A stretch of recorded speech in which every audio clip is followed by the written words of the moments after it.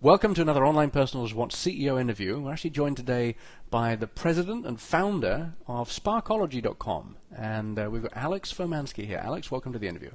Thank you. Thank you very much. So, Alex, I'd like to ask you about your founding story. What sparked Sparkology? Well, I actually had the idea back in college, way back a long time ago, but the catalyst happened about 2 years ago. I had so many girlfriends in their mid-20s, late 20s, early 30s.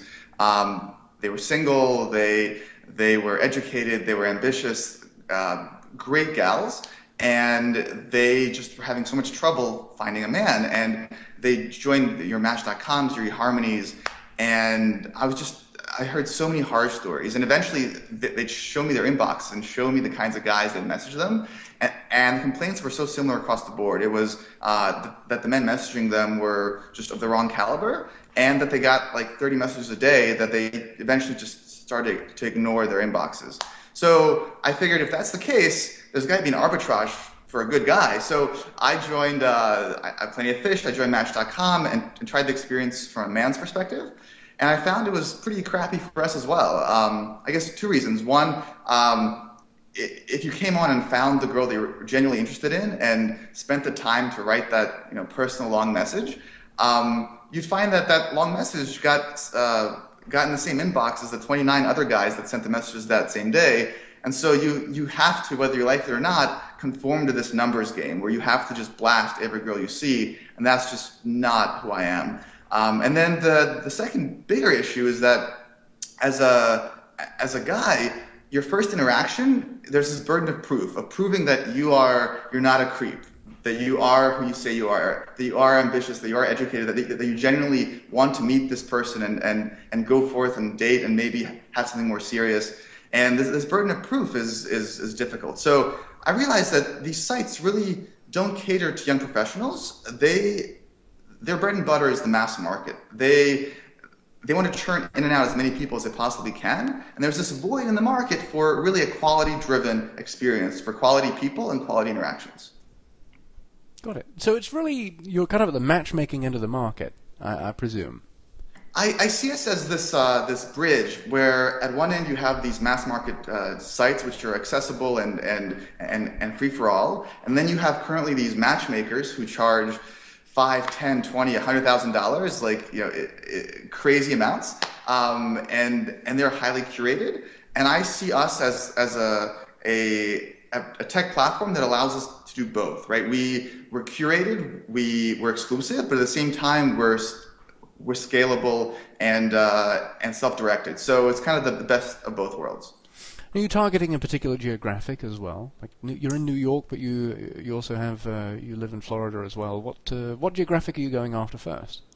Sure. So since our market is educated young professionals, the most natural market is New York. Obviously, the markets after that will be the large metro areas in the States. So that includes San Francisco, LA, Chicago, Boston, DC. Those are our next tier of expansion, and you'll see that going live around summertime. Everything's already been prepped. I literally have on the back end one button that I push, and that city goes live. So it's very exciting.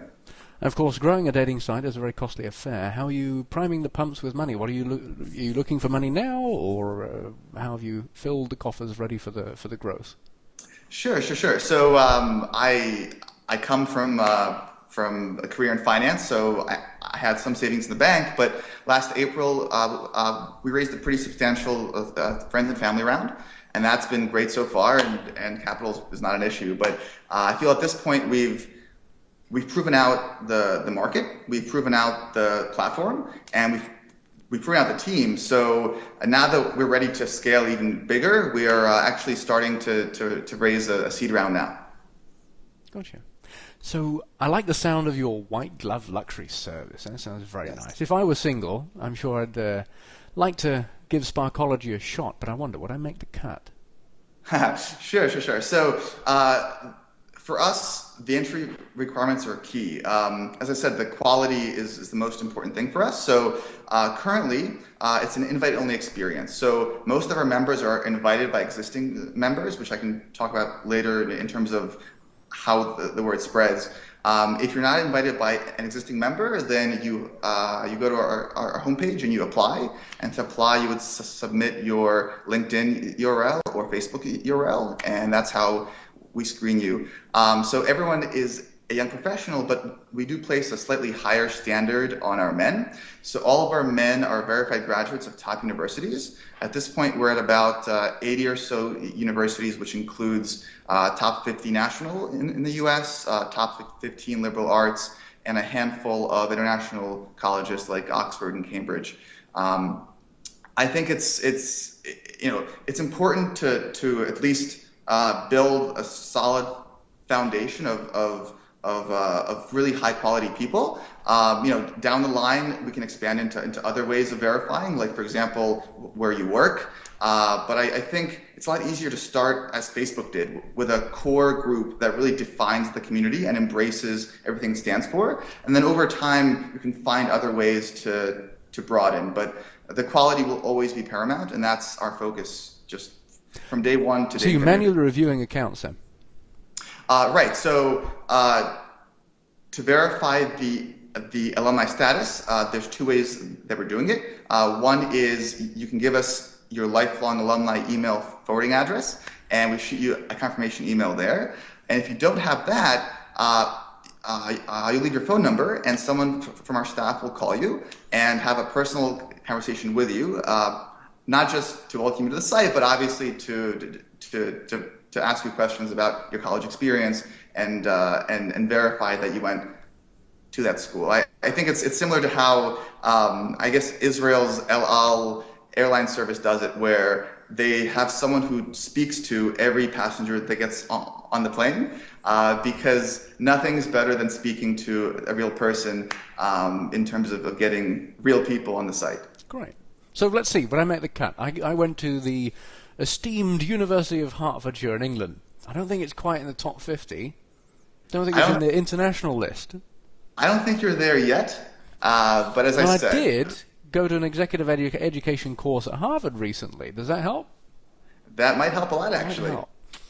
Mind you, I'm married, so I'm not going to get in, but it's good to know. Yeah, well, that's also what we screen for. So we have this feature called Date Feedback, which helps keep people honest.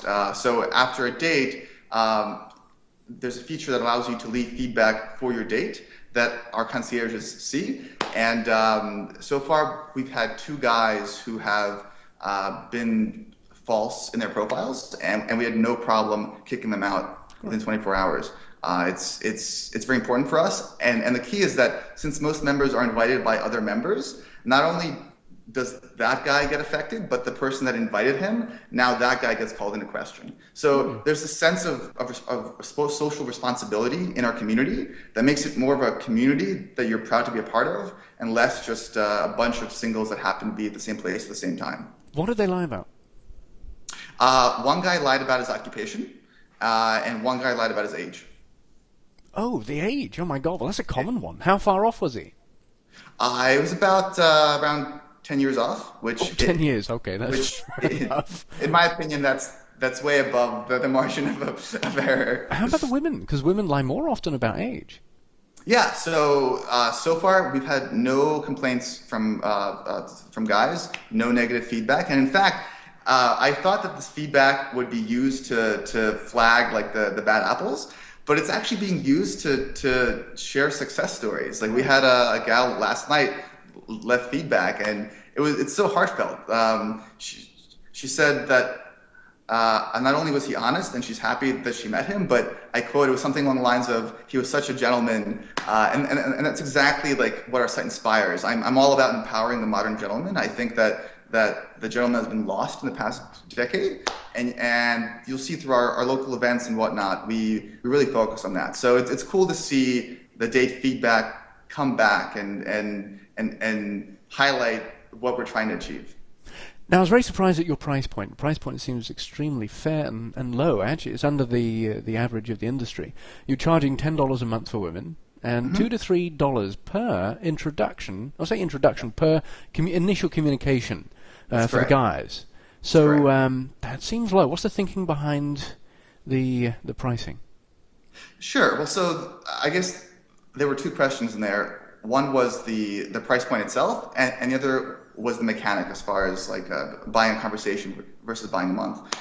So the price point is low because I'm not here to usurp people. I'm here to deliver a fair service. And at this point, the big reason why we require credit cards is it helps to make sure that the person coming on board is serious and is actually there and committed to meeting someone.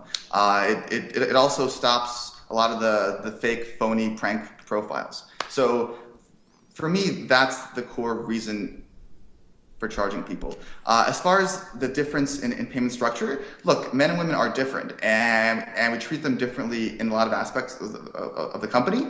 The number two complaint that we saw from women in the focus groups was this barrage of spam from guys. And so that's why our structure is so different, in that by making guys pay to start a conversation, it's like having a tax on spam.